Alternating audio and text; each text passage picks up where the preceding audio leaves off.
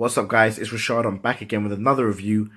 Today we're reviewing Game of Thrones Season 7, Episode 7, The Dragon and the Wolf. Now, firstly, I'd just like to say this whole season of Game of Thrones, Season 7, has been amazing.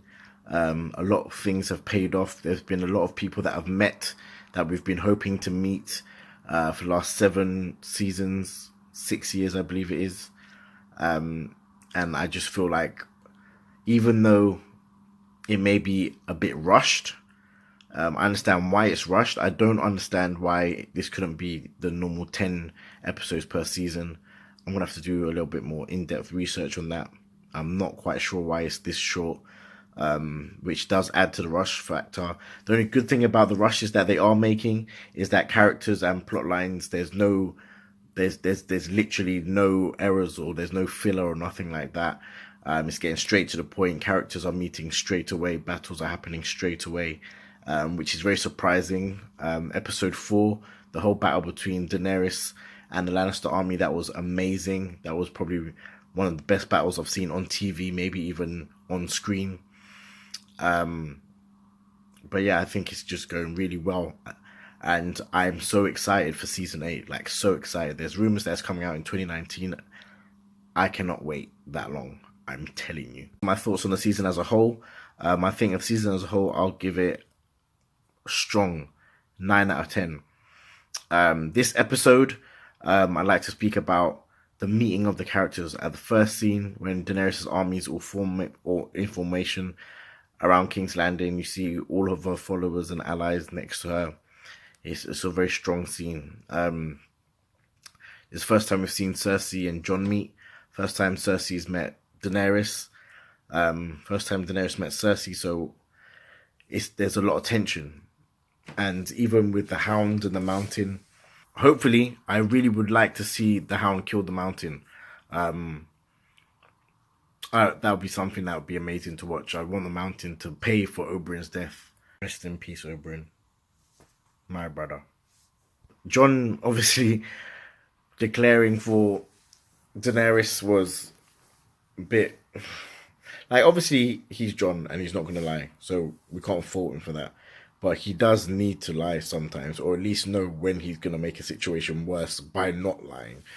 But that was good. The whole interaction between Cersei and Tyrion was amazing. These actors have actually brought it this whole year.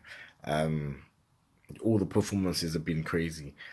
Cersei's backstab when she went against what she said to Daenerys. Actually, to be honest, I actually thought she was helping.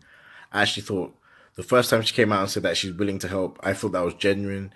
I thought that she was not afraid, but I feel like because it benefited her, it made sense. It was logical. I believed her. And then for her to listen to Tyrion, and even when Tyrion found out she was pregnant, to then go behind even Jaime's back, which means she doesn't trust Jaime anymore, and conspire to literally leave them defenseless if the White Walkers came down south.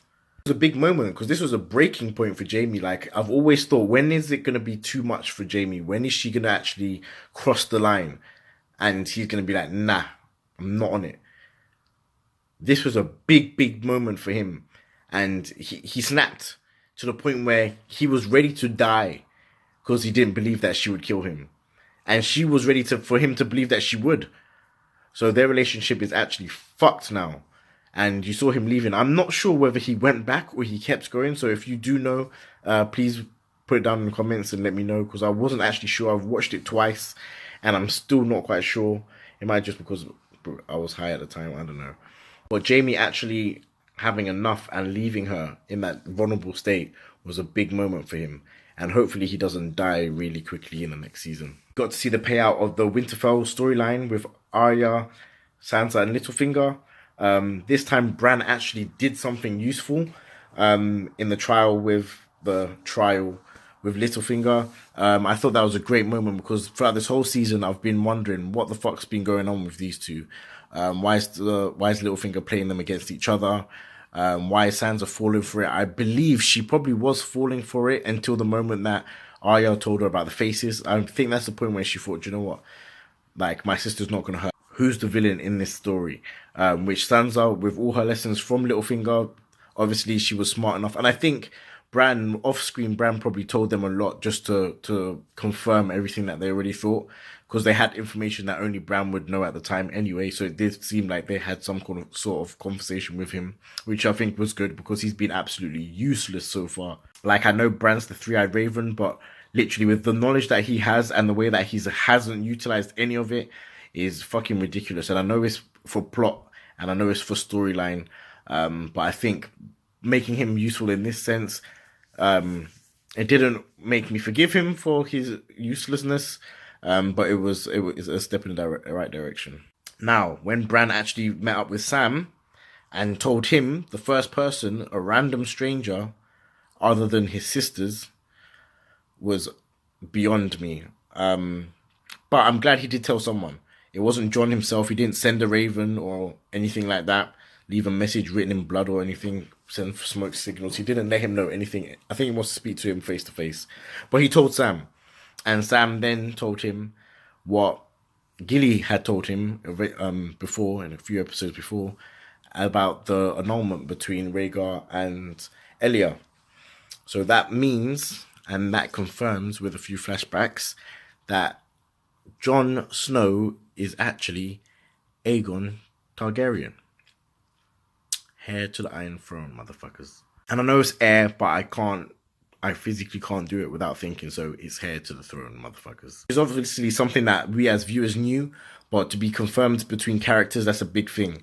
And I think the way they did it was a bit creepy, with obviously Jon and Daenerys having sex at the same time. Yeah, there was fucking. And you had Bran's voice narrating that Jon is actually a Targaryen and his name's Aegon, which is a bit confusing for book and people that have done research on Game of Thrones, because Rhaegar Targaryen had 3 children, including 3 or 4 children, I may be mistaken, including Jon. And his first son, which I definitely know, was named Aegon. And I also know that Rhaegar was obsessed with the prince that was promised prophecy, which was the Azor Ahai. Am I saying that right? I'm so sorry if I'm saying it wrong. But basically, the champion of the Lord of Light. I'm saying a lot of law wrong. I need to do more research, god damn it. But anyway, my final thoughts on the episode is that this was an episode that was 8 out of 10. I loved all of it. It was not as action-packed, I'd say, as some of the other finales.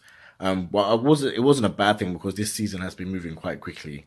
And the scene at the end, it was predictable that he was going to go. To be honest, I didn't know he was going to blow through the wall that easily. I thought it would end with him breaking through like a piece of it, and obviously then you know that it's broken and the wall is not indestructible. But I didn't think he'd actually smash through it that quickly with Dragonfire. Yeah, that was a shock to me. But the fact that it would end with the White Walkers, that was the predictable bit, which is not a bad thing. I just wanted to see where they was at.